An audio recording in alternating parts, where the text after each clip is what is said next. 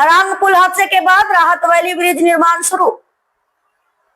काटीघोड़ा व बरखोला मार्ग पर हरांग नदी में ढहे पुल की जगह वैली ब्रिज निर्माण का काम शुरू हो गया है। शुक्रवार को ब्रिज की सामग्री स्थल पर पहुंची, जिससे लोगों में राहत की भावना लौट आई है। 17 जून को ओवरलोड ट्रक गुजरने से पुल टूटने के बाद क्षेत्र में आवागमन बाधित हो गया था। वैकल्पिक रूप से नाव सेवा और झूलता पुल शुरू किया गया था, लेकिन अस्थायी समाधान लोगों की जरूरतें पूरी नहीं कर पा रहे थे। अब वैली ब्रिज बनने से उम्मीद है कि जल्द ही यातायात बहाल हो जाएगा।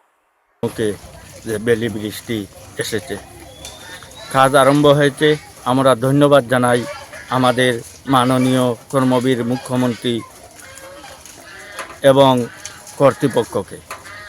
যেহেতু আমরা অতি কষ্টে জীবনযাপন করছি, যত তাড়াতাড়ি পারা যায় আমাদের এই ব্রিজটি সম্পূর্ণ আমাদেরকে সাহায্য সহযোগিতা করার জন্য কিংবা দৃষ্টি আকর্ষণ করছে।